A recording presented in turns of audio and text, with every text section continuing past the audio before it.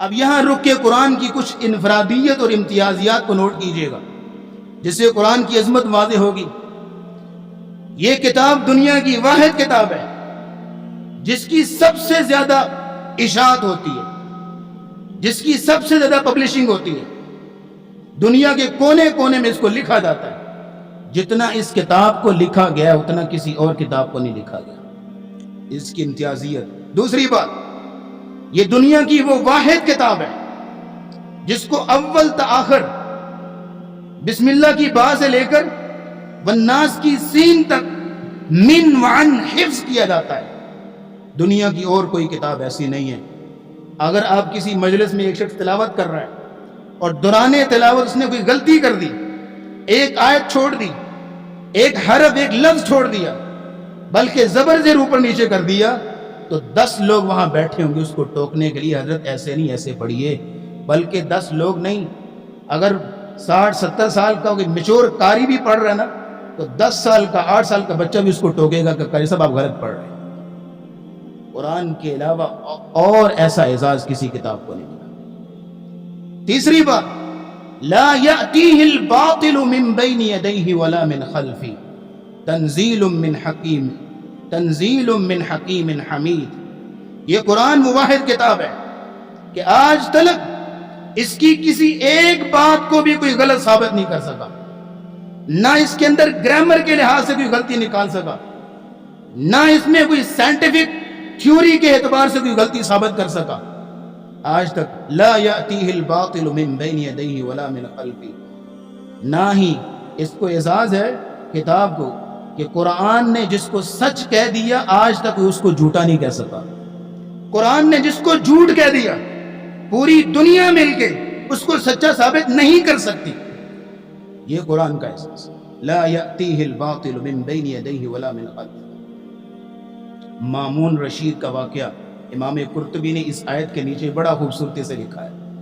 مامون رشید اپنی مجلس میں بین المسالک مناظرے کرواتے تھے۔ ہر مسلک کا، ہر مذہب کا آدمی آتا تھا اور میچور عالم آتا تھا، یہودی، عیسائی، دیگر جتنے بھی، اور مناظرے ہوتے، ہر ایک اپنا آگے پیغام سناتا۔ ایک یہودی آیا، عالم تھا، بڑا خوبصورت اور نوجوان، اس نے آگے تقریر کی اور کمال کر دیا۔ مامون رشید نے مجلس ختم ہونے کے بعد اس کو بلایا اور اسے دعوت دی۔ دل میں سوچا کہ اتنا خوبصورت نوجوان ہے اور علم اور فہم والا ہے، اگر مسلمانوں کا عالم بن جائے تو کمال کرے گا۔ اس کو پیشکش کی، آفر دی، تم مسلمان ہو جو مانگو وہ دوں گا۔ اس نے کہا نہیں، میرا دین ہے، تمہارا دین تمہارا دین، میں اپنے دین کو فالو کروں۔ اگلے سال جب وہی مجلس جو ہے وہ اس کا انعقاد ہوا تو وہ آیا تو یہودی عالم کی حیثیت سے نہیں، ایک مسلمان عالم کی حیثیت سے آیا۔ اس نے آگے اسلام کے اوپر جو تقریر کی اور اسی انداز خطابت سے لوگوں کو اپنا گرویدہ کر لیا۔ مجلس ختم ہوئی، مامون رشید نے وجہ دریافت کی، مسلمان کیسے ہوئے؟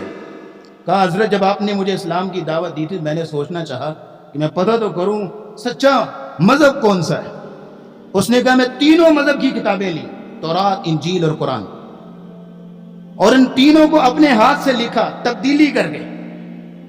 تورات کو لکھا اپنی طرف سے تبدیلی، ایڈیشن اور کچھ نکال دیا۔ انجیل کو لکھا، اس میں بھی تبدیلی اور تحریف۔ قرآن کو لکھا، اس میں بھی آگے پیچھے کر دیا سب کچھ۔ تورات کو لے کے میں یہودی علماء کے پاس گیا اور ان کو دکھایا۔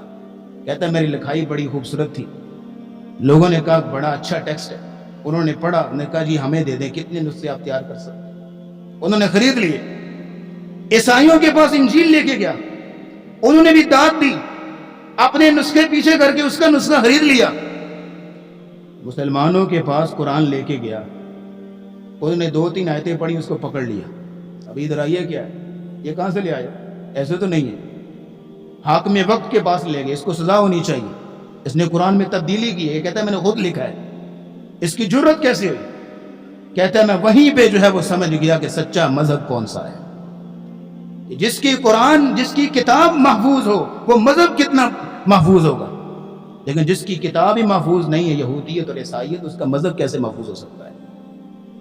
تو یہ وہ کتاب ہے، لا یأتیہ الباطل من بین یدیہ ومن خلفہ۔ چوتھی بات یہ نوٹ کیجئے، یہ وہ کتاب ہے کہ جس کو سب سے زیادہ پڑھا جاتا ہے، اور کتاب ایسی نہیں جس کو اتنا پڑھا جاتا ہو۔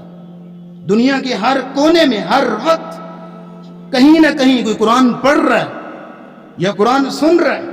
آپ مدارس کے شعبہ حفظ میں چلے جائیں، اس کو آپ دیکھ لیجئے، صرف کھانے کا، سونے کا، یہ چند منٹ جو ہے وہ تفریح کا وقت ان کو ملتا ہے، اس کے علاوہ وہ بچے ہر دم جو ہے پڑھتے رہتے ہیں، قرآن کی تلاوت کرتے رہتے ہیں۔ یہ کتاب جو ہے سب سے زیادہ پڑھی جاتی ہے، اور ایسا اعزاز کسی کتاب کو نہیں ملتا۔ 5ویں نمبر پہ یہ وہ واحد کتاب ہے جس کے مصنف نے دعویٰ کیا ہے لا ریب فیہ، اس میں کوئی غلطی، کوئی شک نہیں۔ دنیا کی کوئی کتاب لو جس کا مصنف دعویٰ کرے کہ میری کتاب ہر غلطی سے پاک۔ اور چھٹی اور آخری بات سن لیجئے قرآن کی امتیازیات کے حوالے سے، سوائے قرآن کے کوئی کتاب ایسی نہیں ہے کہ جس کی تعلیمات جو ہیں وہ قیامت تک کے لیے محفوظ ہوں، ہر بندے کے لیے کارگر ہوں، ہر بندے کے لیے ایک پیغام اور نصیحت ہو۔